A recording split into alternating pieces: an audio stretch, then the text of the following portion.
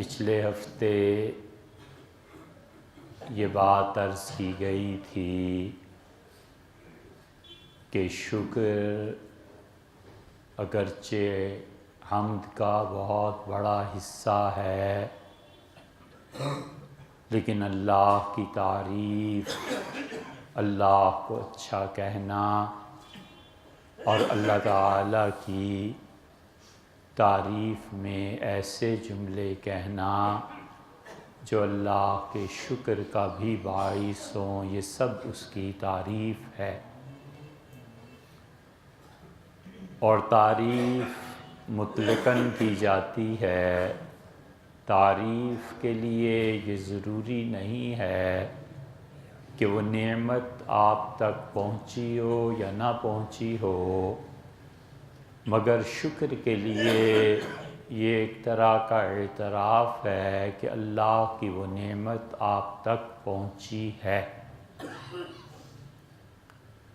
تو شکر بمقابلہ انعام کے اور حمد اس کے مقابلے میں کچھ نہیں، بندگی ہے، انسان کا اپنا اعتراف ہے اور انسان کی اپنی نیاز مندی ہے کہ اپنے رب کا اچھے الفاظ سے تذکرہ کرے۔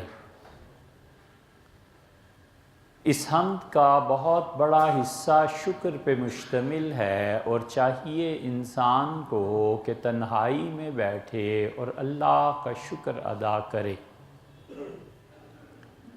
اور اللہ کا شکر اس بات پر ادا کرے کہ اس نے ایمان جیسی بڑی نعمت کو پیدائشی طور پر عطا کر دیا۔ اس چکر اور بحث میں مت پڑے کہ کوئی کافر کے گھر پیدا ہوا تو اب اس کا کیا قصور ہے، اور وہ ہندو ہے تو اس کا کیا قصور ہے۔ یہ سب چیزیں ایسی ہیں جس کے ہزاروں سینکڑوں جوابات تحریر کیے گئے اور فلاسفہ نے مستقل اس پہ بحث کی ہے۔ اس کے انجام کو پہنچ کے کیا کہنا ہے کہ اللہ نے ہندو کے گھر میں ہندو کو پیدا کیا اور دین اس نے قبول نہیں کیا، تو یہ خدا کا ظلم ہے۔ یہی کہنا نا، آخر پہ یہ ثابت کرنا ہے، والعیاذ باللہ۔ خدا کا دین اس تک پہنچا نہیں تو اسے عذاب بھی نہیں ہے، دین پہنچ گیا اور پھر اس نے قبول نہیں کیا تو اب اس سے پوچھا جائے گا۔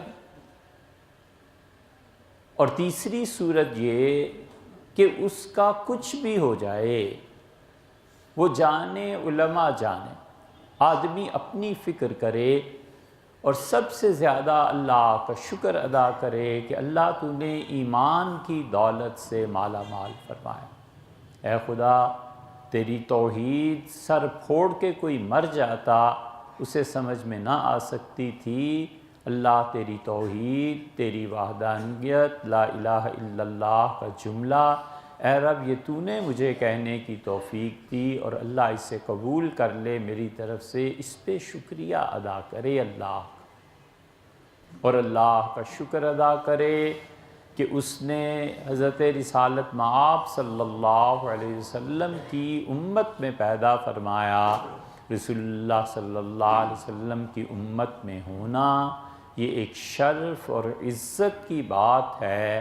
حضور صلی اللہ علیہ وسلم نے فرمایا کہ دیکھو اللہ کا ایسا فضل اور اس کا کرم ہے کہ انبیاء علیہ السلام میں اللہ کا آخری رسول ہوں، اور تم ہو کہ اللہ کی جتنی امتیں ہیں پیدا کردہ ان میں تم آخری امت۔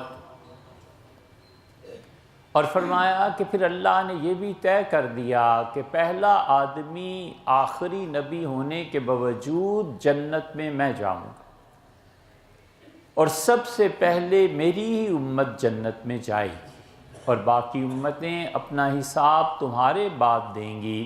یعنی بھیجنے میں اللہ تعالیٰ نے ترتیب میں آخر پہ رکھا، اور حساب و کتاب اور جنت میں داخلے میں آخر سے پھر پلٹیں گے، شروع کیا جائے گا آخر سے۔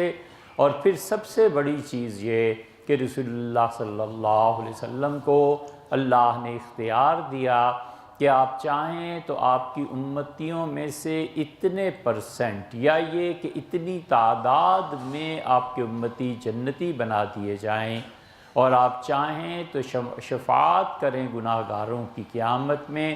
اور آپ نے فرمایا میں اس پہ سوچتا رہا، پھر میں نے عرض کیا کہ اللہ مجھے شفاعت کا حق دے دے۔ اللہ تعالیٰ نے شفاعتوں کا حق دیا، اور آپ نے فرمایا کہ اہل الکبائر، اس امت میں جو کبیرہ گناہوں کے مرتکب ہیں بغیر توبہ کے مر گئے، میں ان گناہوں کی اللہ سے تمہاری طرف سے معافی مانگوں گا۔ اللہ کا شکر ادا کرنا چاہیے کہ اس نے مغفرت کے 20 سامان رکھے، اور ان میں سے ایک حضور صلی اللہ علیہ وسلم کی شفاعت کبریٰ ہے، جس کا فائدہ کافروں تک پہنچے گا، مسلمانوں کو تو یقیناً پہنچے گا ہی پہنچے گا۔ وہ رسول اللہ صلی اللہ علیہ وسلم کی انتہائی قرب کی منازل ہیں جو اللہ کے ساتھ ان کی ہیں۔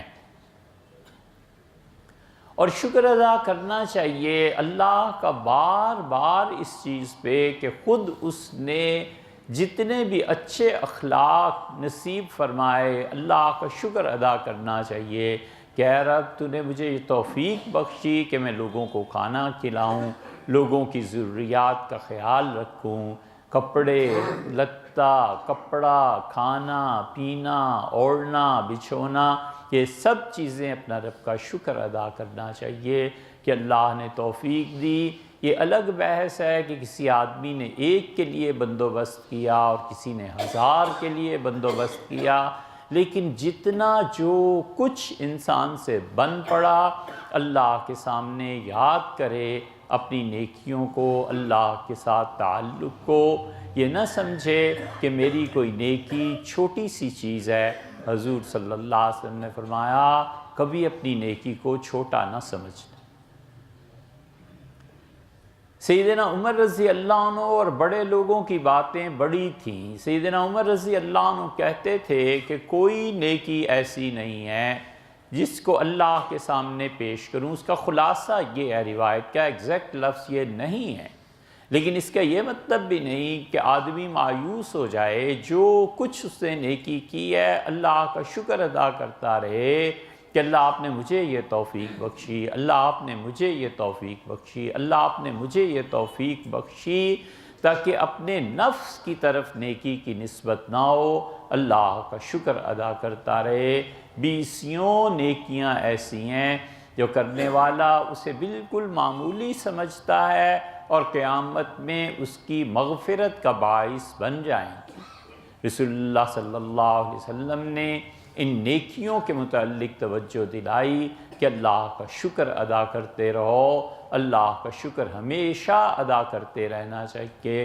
پانی کا بندوبست کہیں کر دیا، کسی مسجد میں چندہ دے دیا، کسی یتیم کے سر پہ ہاتھ پھیر لیا، کسی ایسے آدمی کو جس کا کوئی سہارا اللہ کے علاوہ نہیں تھا اسے سہارا دے دیا، کسی کو قرض دے دیا، کسی کا کام کر دیا، یہ سب چیزیں اللہ کے ہاں بہت بہت مقام رکھتی ہیں۔ حضور صلی اللہ علیہ وسلم نے فرمایا من فرج عن مسلم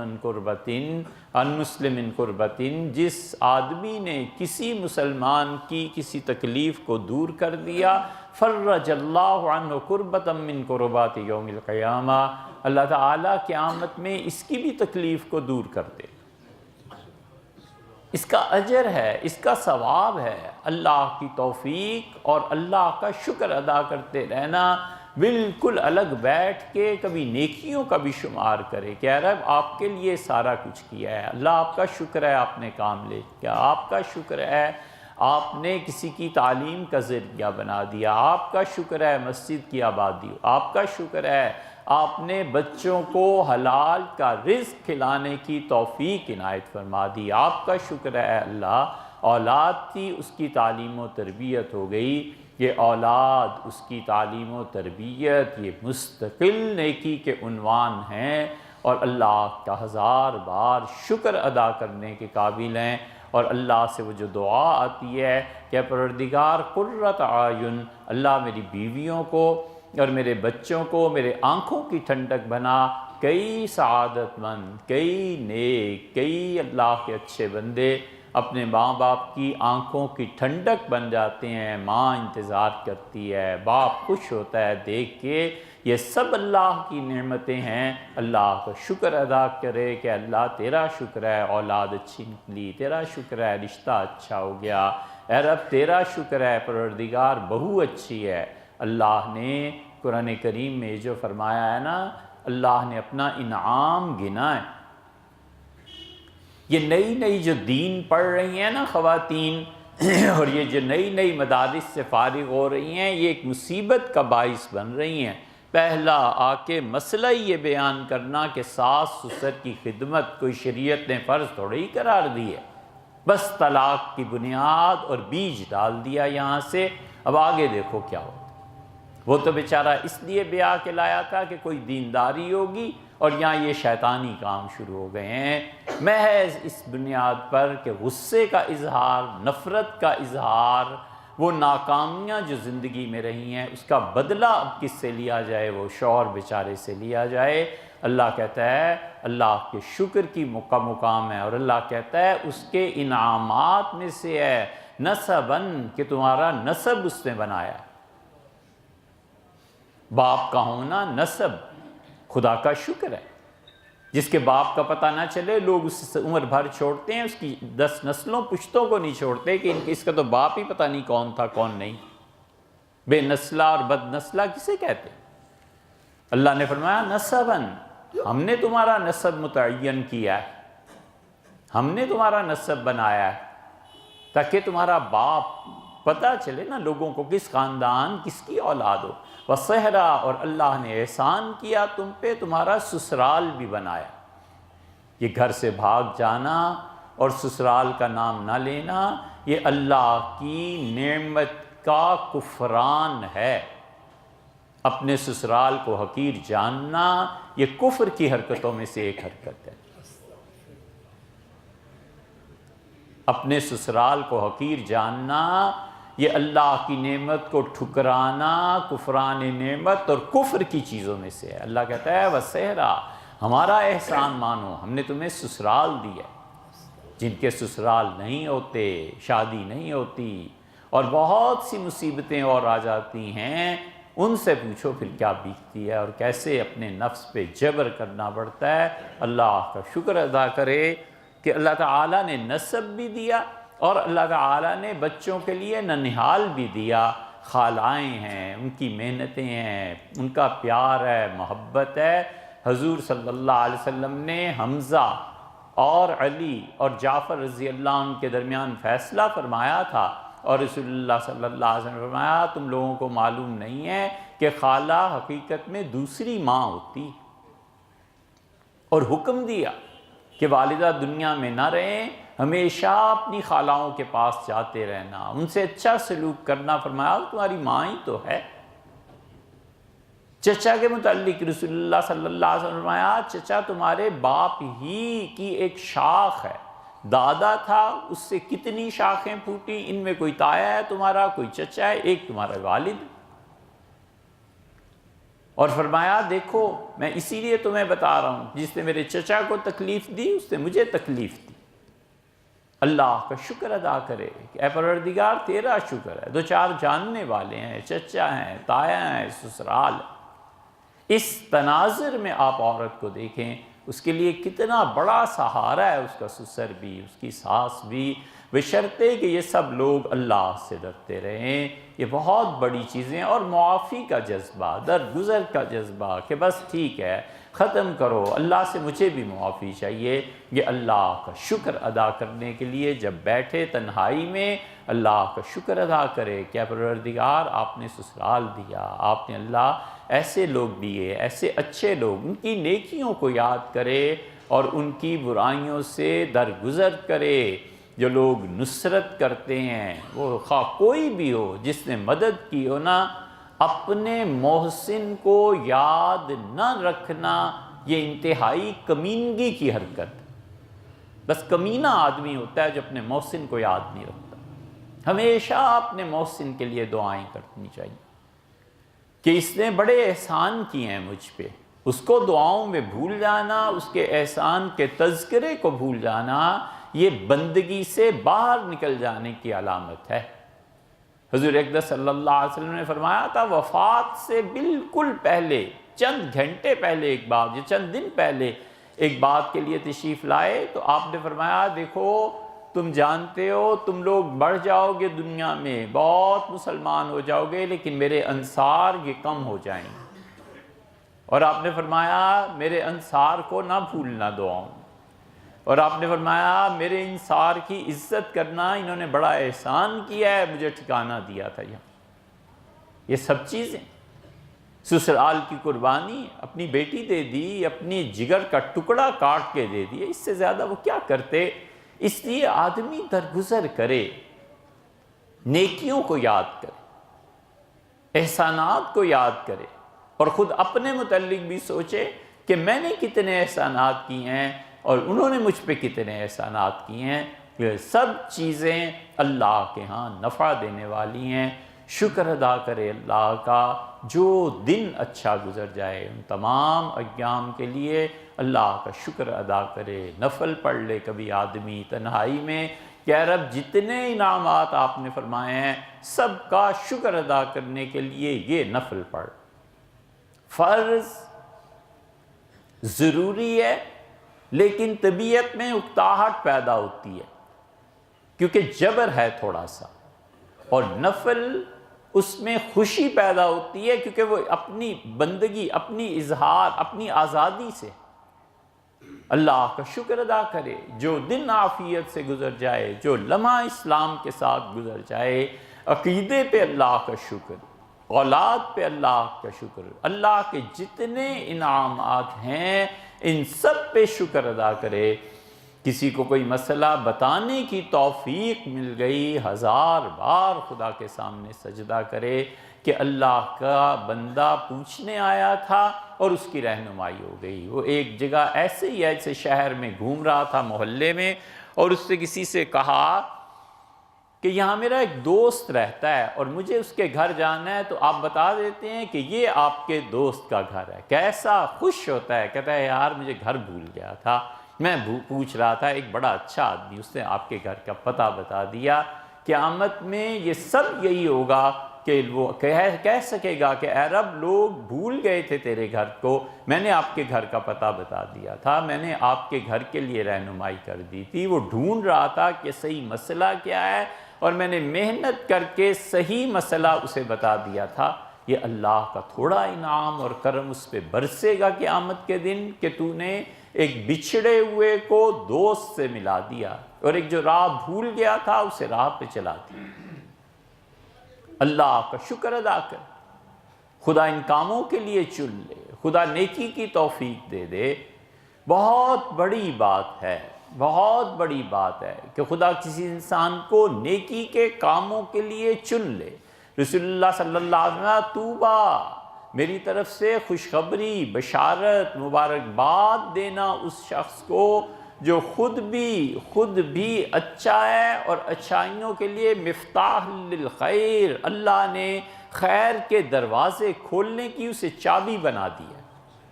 اس سے ہمیشہ خیر پھوٹتی ہے، اس سے ہمیشہ اچھی چیزیں پھوٹتی ہیں، وہ لوگوں کے لیے خیر کا باعث۔ اور آپ نے فرمایا بدبخت ہے وہ آدمی مفتاح للشر جو جب بھی کوئی کام کرے گا شرارت، جب بھی کوئی کام کرے اس سے کسی خیر کی توقع نہ کی جا سکے۔ بالکل یہ، اس لیے اللہ کا شکر ادا کرے، اللہ کو مخاطب کرے، اللہ کا شکر آزادی سے ادا کرے، اللہ کا شکر کبھی سجدہ کرے خدا کو کہ یہ صرف تیرے لیے ہے، آپ کا احسان، آپ کی محبت، اور اللہ کا شکر ادا کرے اس کی محبت کے لیے۔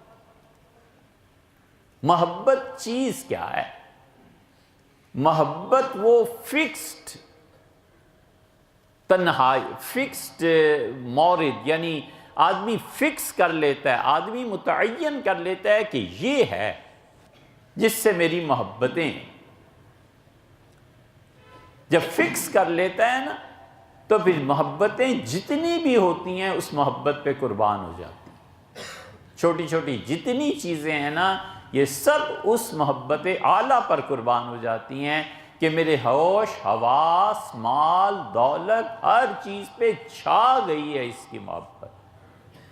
یہ ایسے ہی ہوتا ہے، یہ محبتیں ہی تو ہیں کہ رسول اللہ صلی اللہ علیہ وسلم نے فرمایا معراج کا ذکر کرتے ہوئے، اور آپ نے فرمایا میں دیکھو نا قیامت کا ذکر، اور آپ نے فرمایا دیکھو میں پہلا آدمی ہوں گا جس کے لیے جنت کا دروازہ کھولا جائے گا۔ سیدنا ابوبکر رضی اللہ عنہ فرماتے تھے میں سوچ رہا تھا کہ کاش میں بھی رسول اللہ صلی اللہ علیہ وسلم کے ساتھ ہوتا۔